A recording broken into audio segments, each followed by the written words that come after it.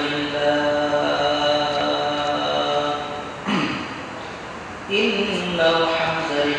نصر الذي خلق الإنسان وكرمه وعلمه من البيان ما لم يعلم فسبحان الذي لا يحصى امتنانه باللسان ولا بالقلم ونشهد أن لا إله إلا الله وحده لا شريك له الذي أرسله بالحق بشيرا ونذيرا وداعيا إلى الله بإذنه وسراجا وقمرا منيرا فقد قال الله تعالى في كلامه المجيد والفرقان الحميد জবান করে বলেন আউযু বিল্লাহি মিনাশ শাইতানির রাজীম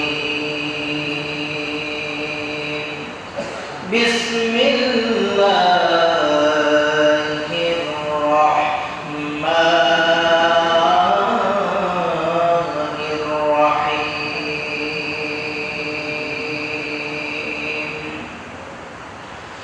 রব্বি হাবলি মিনাস সালিহিন ফাবাশশারনাহু বিগুলামিন হালিম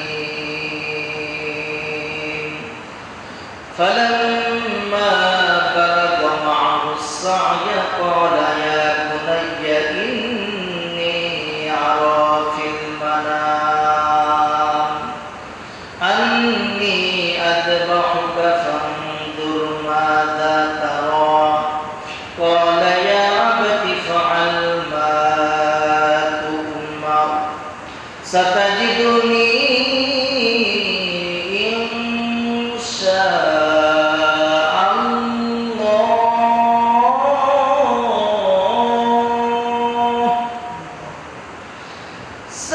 ستجدني إن شاء الله من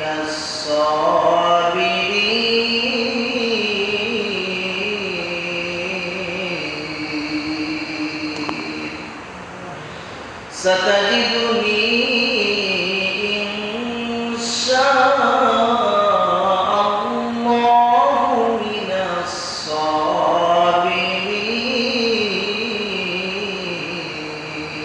الصابرين صدقت يا رب العالمين وقال أيضا إن الله وملائكته يصلون على النبي يا أيها الذين آمنوا صلوا عليه وسلموا تسليما لا إله إلا الله لا إله إلا الله لا إله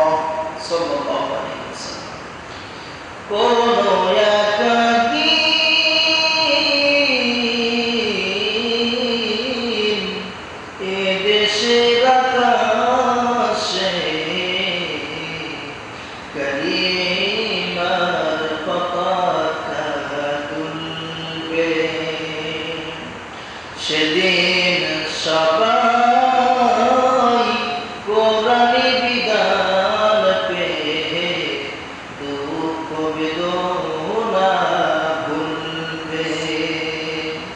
সেদিন সবাই খোদারি বিধান পেয়ে দুঃখ বেদনা ভুলবে। কোনো একদিন এ দেশের আকাশে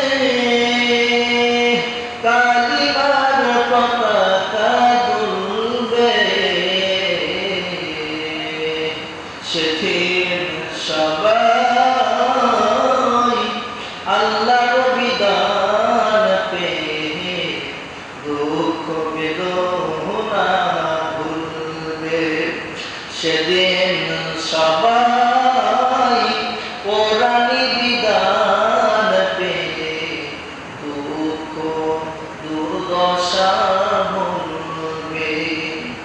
সেদিন আর হবে না হাহাকার, অন্যায় জুলুম অবিচার,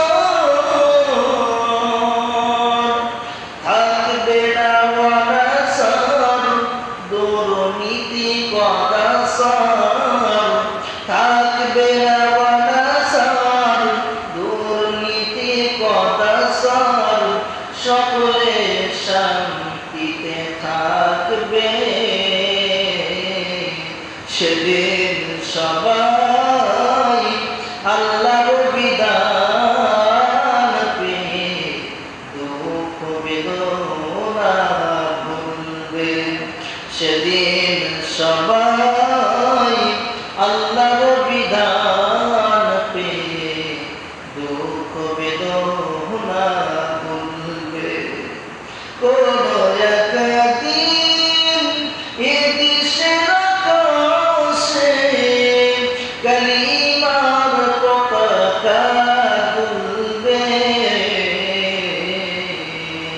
সেদিন সবাই খোদারি বিধান পেয়ে দুঃখ বেদনা ভুলবে। সেদিন সবাই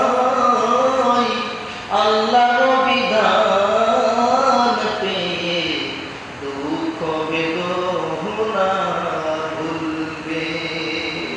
বলেন মারহাবা, জোরে বলেন মারহাবা।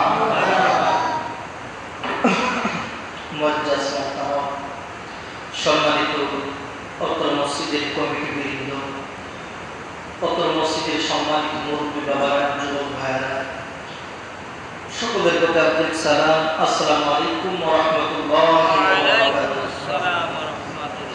আল্লাহ তাআলার দরবারে প্রশংসা জ্ঞাপন করি যে মহান মালিক একটি সপ্তাহ তার ঘর, আল মসজিদু কাল বাইতুল্লাহ, মসজিদ হলো সবচেয়ে প্রিয় ঘর, আল্লাহর ঘর।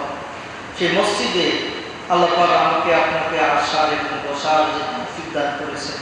বাড়ি থেকে হাঁটি হাঁটি পা পা করে যে মহান মালিক এত দয়া এত মায়া করে আমাদের তৌফিক দান করেছেন আসার জন্য, খুশি না হয়ে যায়? যদি খুশি হন আওয়াজ করে বলুন আলহামদুলিল্লাহ। আর জোরে বলুন আল্লাহু আকবার। রব্বানা লাকাল হামদ হামদান কাসীরান তাইয়িবান মুবারাকান ফীহি। আমরা আল্লাহ তাআলার প্রশংসা জ্ঞাপন করলাম। আমরা এক পৃথিবীর শ্রেষ্ঠ মহামানব, পৃথিবীর শ্রেষ্ঠ মহান বিজ্ঞানী আকাইনাম তালিদারে মদিনা, পৃথিবীর শ্রেষ্ঠ বিজ্ঞানী এবং শ্রেষ্ঠ লেখক, শ্রেষ্ঠ কবি, শ্রেষ্ঠ শিক্ষক, শ্রেষ্ঠ নেতা, আপনার আমার পরকালের একমাত্র সঙ্গী বা সাথী বা আমাদের বন্ধু যিনি হবেন মুহাম্মদ রাসূলুল্লাহ, বলেন সাল্লাল্লাহু আলাইহি ওয়াসাল্লাম। আত্মার মাত্র কামনা করি যে সকল শহীদদের জন্য, যারা ইসলামকে বুলন্দ করার জন্য, ইসলামকে দুনিয়ায় প্রতিষ্ঠা করার জন্য রক্ত ঝরিয়েছেন, হাত বিলীন করে দিয়েছেন, চোখ বিলীন করে দিয়েছেন। দেহের অঙ্গ প্রত্যঙ্গ ইসলামের জন্য দিয়ে যারা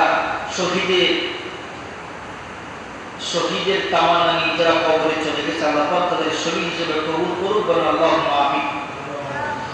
আলহামদুলিল্লাহ, বিগত সপ্তাহগুলো আমরা ইব্রাহিম আলাইহিস সালামের জীবনে খুব গুরুত্বপূর্ণ আলোচনা শুনছিলাম কোরআন থেকে। এ সপ্তাহে আলোচনা করব শেষ পর্যায়ে যে কুরবানি, আমাদের সামনে যে ঈদুল আযহার দিন, যে কুরবানিটা আমাদের জন্য ওয়াজিব হয়ে গেল, সেই বিষয় কোরআন থেকে কিছু কথা বলার এবং শোনা। আপনারা শুনবেন না, আমি বলবো, যেন আল্লাহ তৌফিক দান করেন, আমরা বলি আল্লাহুম্মা আমিন। শেষ নাম্বার যে পরীক্ষা ইব্রাহিম আলাইহিস সালাম, আল্লাহ পাক এত সময় যে পরীক্ষাগুলো ছিল, বাহ্যিক কেন্দ্রিক যে পরীক্ষাগুলো ছিল, কিন্তু এখন হলো একেবারে আত্মার মধ্যে সবচেয়ে শ্রেষ্ঠ, সবচেয়ে মায়া মমতা দিয়ে যে সন্তানকে আমরা দান করেছিলেন। ঘরের মধ্যে পরীক্ষা, এই পরীক্ষা সহজ না কঠিন বলেন? কঠিন, অতিরিক্ত কঠিন পরীক্ষা। সন্তানকে জবাই করার জন্য যে পরীক্ষা দিয়েছেন, এই পরীক্ষা পৃথিবীর কেউ এই পরীক্ষার সম্মুখীন হবে না, কিন্তু ইব্রাহিম আমাদের লিডার, আমাদের নেতা, তিনি হয়েছেন। সুবহানাল্লাহ। সূরা সাফফাতের 100 থেকে শুরু করে 105 নম্বর আয়াত পর্যন্ত এই 5টা আয়াতকে আল্লাহ পাক পৃথিবীর জন্য শ্রেষ্ঠ এবং এত মর্যাদাপূর্ণ করে দিয়েছেন। এই 5টা আয়াতের ভিতরে কুরবানির সমস্ত ঘটনা আল্লাহ বর্ণনা করেছেন। সুবহানাল্লাহ। সূরার নাম কি বলেন? সূরা সাফফাত। এর অর্থ হলো সারিবদ্ধ, দলবদ্ধ। এই সূরা 100 থেকে 105 নম্বর আয়াত পর্যন্ত শিশু ইসমাইল এবং নবী ইব্রাহিম আলাইহিস সালামের ঘটনা বর্ণনা করেছেন। বলেন সুবহানাল্লাহ। তাহলে আমরা সময় নষ্ট না করে শুরু করি। আল্লাহ পাক বলছেন, আল্লাহ পাকের কাছে 80 বছর বয়সের পরে তিনি দোয়া করছেন, রব্বি হাবলি মিনাস সালিহিন। ফাবাশশারনাহু বিগুলামিন হালিম। ফালাম্মা বালাগা মা'আহু السعي قال يا بني إني أرى في المنام أني أذبحك فانظر ماذا ترى قال يا أبت افعل ما تؤمر ستجدني إن شاء الله من الصابرين।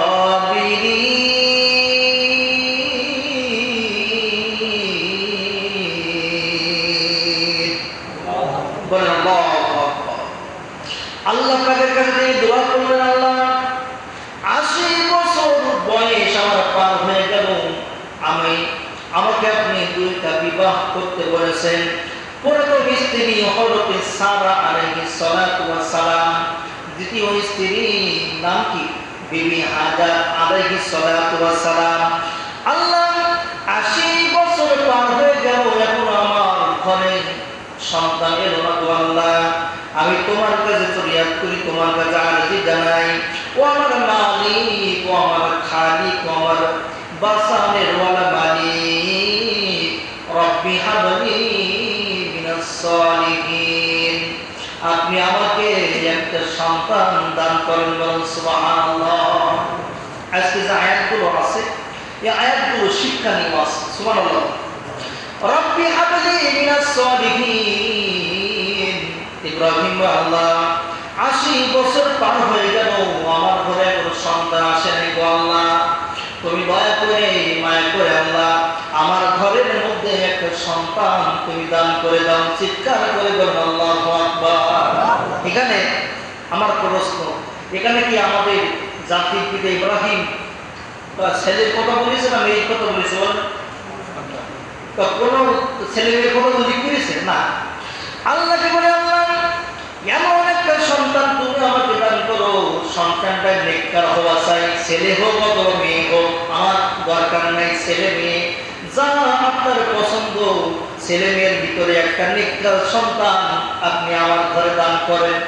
এখন আমার প্রশ্ন হলো, আমাদের জাতির পিতা এখানে একটা আয়াতের শিক্ষা আমাদেরকে দান করেছেন, সন্তান যখন আপনারা আল্লাহর কাছে চাবে কোন নাম উল্লেখ করে চাওয়া যাবে না, কারণ আমাদের ইব্রাহিম, আমাদের জাতির পিতা ইব্রাহিম আলাইহিস সালাম এই আয়াতটা শিক্ষার বিষয় তিনি বলেছেন যে আল্লাহর কাছে যখন তুমি কোন ছেলে মেয়ে চাইবা, নাম উল্লেখ করার দরকার নাই, বলবা আল্লাহ আমার ঘরে একটা নেককার সৎ সন্তান দান করেন, সুবহানাল্লাহ।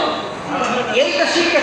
কিন্তু আমরা কি করি, সারা জীবন ছেলে ছেলে দাও এই দাও এরকম না, দরকার করে কি বলে একটা নেককার, ছেলের ভিতরেও নেককার হতে পারে, আবার মেয়ের ভিতরে কি বলে নেককার হতে পারে। জাকারিয়া আলাইহিস সালাম তিনি আল্লাহর কাছে দোয়া করেছেন, দেখেন কি সুন্দর দোয়া। হুনালিকা দাআ জাকারিয়া রাব্বা ক্বালা রাব্বি হাবলি মিন লাদুনকা যুররিয়াতান তাইয়্যিবা। আল্লাহ আমার একটা সন্তান দান করো, সে সন্তানটা যেন পুত পবিত্র হয়, সুন্দর হয়, সুবহানাল্লাহ। এইরকম যখন আমাদের চাওয়া বাসনা এরকম থাকবে, আল্লাহ ছেলে হোক মেয়ে হোক যে কোনো একটা আমাকে দান করো, কিন্তু কি হওয়া লাগবে, সৎ কর্মশীল নেককার, সুবহানাল্লাহ। এই নেককারের দোয়া ইব্রাহিম আলাইহিস সালাম করলেন, সঙ্গে সঙ্গে আল্লাহ পাক এই দোয়াটা কবুল করে আল্লাহ পাক সুসংবাদ দিয়েছেন, ফাবাশশারনাহু বিগুলামিন হালিম।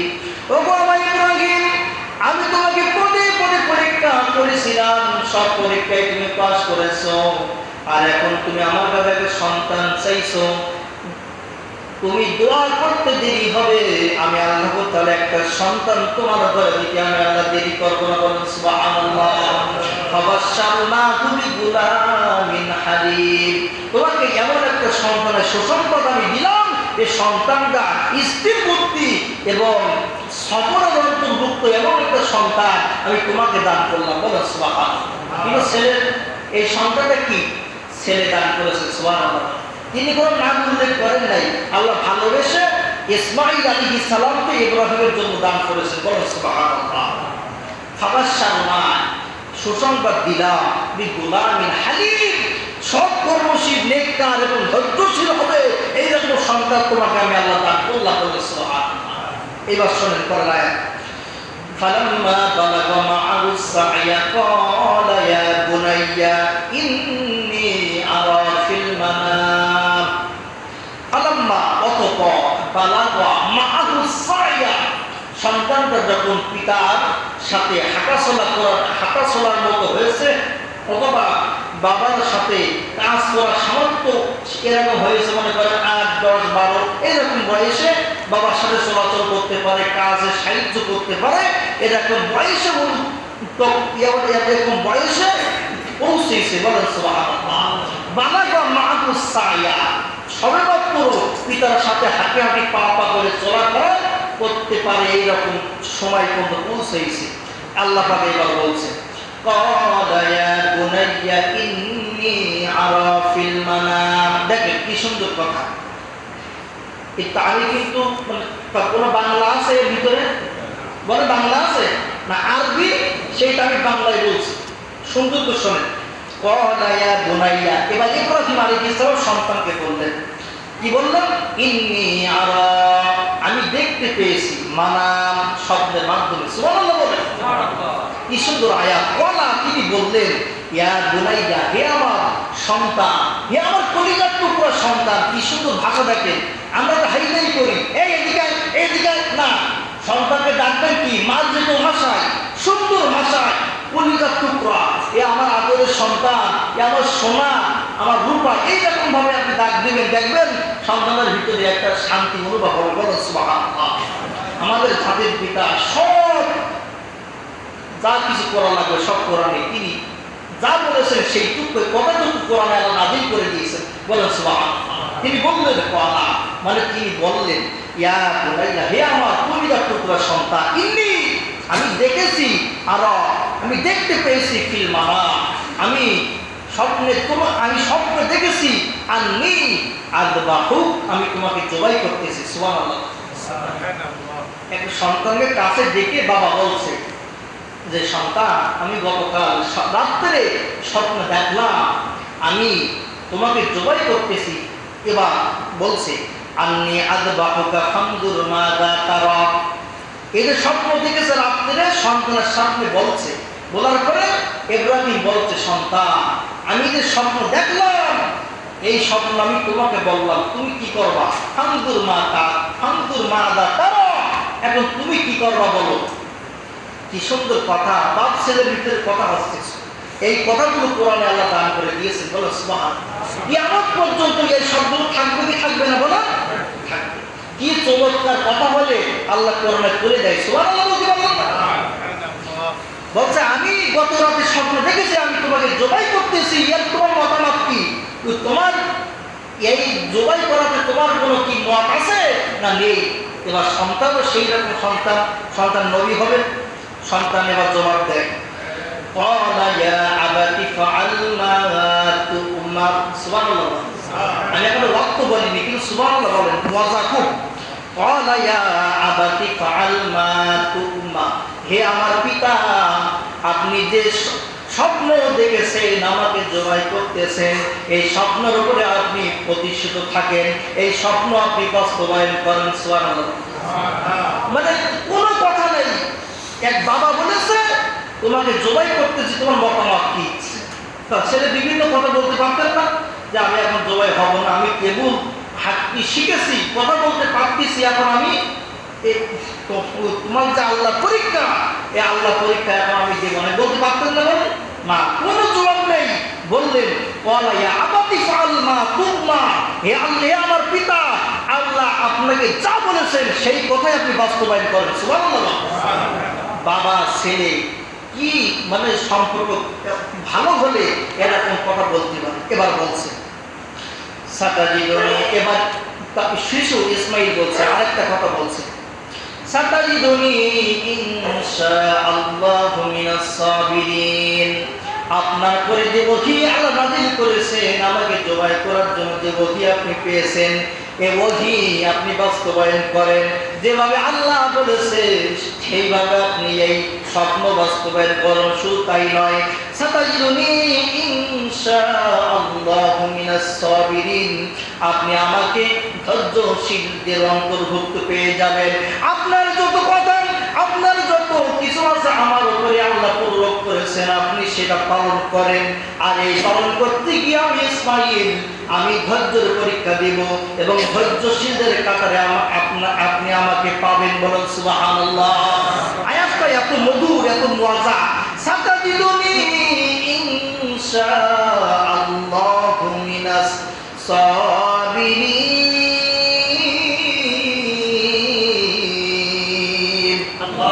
বাবা আপনি টেনশন করেন না, আপনি পেরেশান হন না। আল্লাহ যা কিছু বলেছেন সেগুলো আমার উপর আপনি প্রয়োগ করেন। এই করতে গিয়ে আপনি আমাকে অধৈর্যশীল পাবেন না, আপনি আমাকে খারাপ ছেলে ভাববেন না, আপনি আমাকে ধৈর্যশীলদের কাতারে আপনি পেয়ে যাবেন। যা সিদ্ধান্ত সেটা আপনি বাস্তবায়ন করেন। বলুন আল্লাহু আকবার। এবার হাজার আলাইহিস সালামের কাছে ইব্রাহিম আলাইহিস সালাম বললেন, ও আমার প্রিয়তমা স্ত্রী, আমি মিনার প্রান্তরে যাব, তুমি আমার সন্তানকে গোছায় দাও। সুবহানাল্লাহ। তো কোনো উত্তর নেই। বাবা বলেছেন যে আমার ছেলেকে এক জায়গায় নিয়ে যাব, সুন্দর পোশাক পরিধান করে দাও, কোনো জবাব নেই। ঠিক সেইভাবে বাপ ছেলে রওনা হয়েছে। ইতিমধ্যে কে আসছে বলেন? সবচেয়ে খারাপ, তার নাম কি বলেন? ইবলিস। নাম কি? আসছে। এসে বলছে, হাজার তুমি কি জানো গতকাল তোমার স্বামী কি স্বপ্ন দেখেছে, তোমার কাছে কি বলেছে? আর সন্তানকে বসে কোথায় নিয়ে গেছে, তুমি কি কোনো খবর রাখো? হাজার বলছে, তুমি কে? বলছে, আমি সব সময় থাকি, আমার নাম ইবলিস, শয়তান। তো বলছে, আমার কাছে কি? বলে, তোমার ছেলেকে কোথায় নিয়ে গেছে তুমি কি জানো? তো না, আমার কাছে বলো কোনো এক জায়গায় বেড়াতে নিয়ে যাবো হয়তো, এই জন্য আমি নতুন পোশাক পরিধান করে দিয়েছি। শয়তান বলছে, হাজার তোমার ছেলেকে অন্য কোথাও নিয়ে যাবে না, তোমার ছেলেকে আল্লাহর বিধান হয়েছে গতকাল আপনার স্বামী ইব্রাহিম আল্লাহর পক্ষ থেকে একটা স্বপ্ন পেয়েছে, সেই স্বপ্নটা বাস্তবায়ন করার জন্য তোমার সত্য সন্তান শিশু ইসমাইলকে নিয়ে মিনার প্রান্তরে জবাই করার জন্য নিয়ে যাচ্ছে হাজার। এখন সময় আছে, তোমার সন্তানকে তুমি বাঁচাও। কে বলছে? বলে হাজার বলছেন অবশ্যই যদি আল্লাহর পক্ষ থেকে যদি আদেশ এবং আদেশ হয়ে থাকে আমার কলিজার টুকরা সন্তানকে জবাই করতে হয়, তাহলে আমি মা আল্লাহর উপরে তাওয়াক্কাল থাকলাম, আল্লাহর উপরে বিশ্বাস রাখলাম যে আল্লাহ 80 বছর বয়সে সন্তান দিতে পারে। যে আল্লাহ সন্তান দিয়েছে, যদি সেই আল্লাহ আবার সন্তানকে নিয়ে যায়, আমি হাজারের মনে কোনো দুঃখ থাকবে না। বলুন সুবহানাল্লাহ। আমাকে ধোঁকা দিয়ে লাভ নেই, কারণ 80 বছর সাধনা করার পরে আল্লাহ পাক ইসমাইলকে আমাকে দিয়েছেন। আবার সেই আল্লাহ যদি আমার কাছ থেকে ইসমাইলকে নিয়ে যায়, আমার কোনো স্বপ্ন, আমার কোনো দুঃখ থাকবে না, বেদনা থাকবে না। বলুন সুবহানাল্লাহ। একজন মাকে যদি আপনি বলেন তো তোমার সন্তান কিন্তু তোমার সন্তানের গ্রেফতার হবে, তোমার সন্তানের ফাঁসি হবে, সে মা কি মেনে নেয় বলেন? কিন্তু তিনি হলেন নবীর স্ত্রী হযরত হাজার, তিনি বললেন যে আল্লাহ আমাকে ইসমাইলকে দান করেছেন, সেই আল্লাহ যদি আমার ইসমাইলকে আবার আমার কাছ থেকে নিয়ে যায়, আমার কোনো দুঃখ হওয়ার দরকার নেই, কারণ যার বাল সে যদি নেয় আমার কোনো দুঃখ লাগবে না। বলেন সুবহানাল্লাহ। কি ইমানি পাওয়ার! বলেন সুবহানাল্লাহ। এবার মাকে যখন বশ করতে পারলো না, শয়তান তো বসে থাকার লোক না, আছে এক জায়গায় থাকার লোক না, তিনি এবার ইসমাইলের কাছে গেছে। শয়তান বলছে ইসমাইল, পিছন থেকে ডাক দিয়ে বলে ইসমাইল তুমি কোথায় যাও? তুমি কি জানো তোমার আব্বা আজকে তোমাকে হত্যা করার জন্য আল্লাহর পক্ষ থেকে যে বিধান পেয়েছে, সে বিধানকে বাস্তবায়ন করার জন্য তোমাকে নিয়ে যাচ্ছে মিনা প্রান্তের জবাই করার জন্য। তুমি হাতটা ছেড়ে দিয়ে তুমি পলায়ন করো। বলেন নাউজুবিল্লাহ। এইরকম ভাবে পরিকল্পনা করছে। ইসমাইল পিছন ঘুরে তিনি শুধু কথা বলেন নাই, তিনি 7টা পাথর মেরেছেন। কয়টা বলেন? বলে কয়টা? এই জন্য কিয়ামত পর্যন্ত এই 7টা পাথর যে শয়তানকে আক্ষেপ করে ঘৃণা করে মেরেছেন, যত হাজি কাবা শরীফে যাবে প্রত্যেক হাজির জন্য আল্লাহ এই 7টা শয়তানকে পাথর মারা ওয়াজিব করে দিয়েছে। বলো সুবহানাল্লাহ। মানে বাবা আর সন্তান যা কিছু করেছে সব কিছু আসমানের মালিক আসমান থেকে দেখে এত ভালো লেগেছে, পরবর্তীতে কিয়ামত পর্যন্ত এইটাও কোনো জারি থাকে সেই ব্যবস্থা করে দিয়েছে। বলো সুবহানাল্লাহ। এই পাথর মারার পরে সন্তান বলছে আমার আব্বা আমাকে মেরে ফেলবে কি বাঁচাই ফেলবে সেটা আমি সন্তান, আমার এখতিয়ারে আমার আব্বা আল্লাহর বিধান যখন হয়েছে আমি চাই আল্লাহর বিধান কার্যকর হোক, আর আমি ইসমাইলের জন্য শহীদের মৃত্যু হতে পারে এই তাওফিক আমি চাই। বলেন সুবহানাল্লাহ। কিন্তু আগে কি মেরেছে বলেন? 7টা পাথর কিন্তু মারা শেষ। রাগে যে আমার আব্বা আমাকে যেখানে নিয়ে যাক না কেন আমি যেতে রাজি, কারণ তিনি আমার কে? আব্বা। আমি তাকে ভালোবাসি, আমি জানি তিনি আমাকে খারাপ রাস্তায় নিয়ে যাবে না, তিনি আমাকে মন্দ রাস্তায় নিয়ে যাবে না। আর আমি চাই যদি আমার আব্বা আমাকে জবাই করে তাহলে আমি শহীদের সন্তান হিসেবে কিয়ামতের ময়দানে উঠতে পারবো, এই ভরসা আমার আছে। বলেন সুবহানাল্লাহ। চলে গেলেন। এবার শয়তান পেরেশান, খুব ওই দিন খুব পেরেশান যে মাকেও ধোঁকা দিতে পারলাম না, সন্তানকে ধোঁকা দিতে পারলাম না, আমি নিরাশ, আজকে আমি হতাশাগ্রস্ত, কাউকে আমি ধোঁকা দিতে পারবো না। এবার ইব্রাহিমের সামনে গেছে। কি বলেন? ইব্রাহিমের সামনে যাওয়ার পরে ইব্রাহিমকে শয়তান ইবলিস ডাক দিয়ে বলে ইব্রাহিম তোমার সন্তান 80 বছর বয়সে আল্লাহ পাক অনেক মায়া অনেক দয়া করে তোমাকে তোমার ঘরের মধ্যে ইসমাইল অনেক সুন্দর চেহারা ইসমাইলকে দান করেছেন, তুমি তোমার ইসমাইলকে জবাই করো না, আল্লাহর বিধান তুমি বাদ দিয়ে তুমি সন্তানের মায়ায় পড়ে যাও। বলেন নাউজুবিল্লাহ। মাকে যখন পারলো না, ইসমাইলকে যখন পারলো না, ইব্রাহিম পারা যায়? তা তিনি কে বলেন?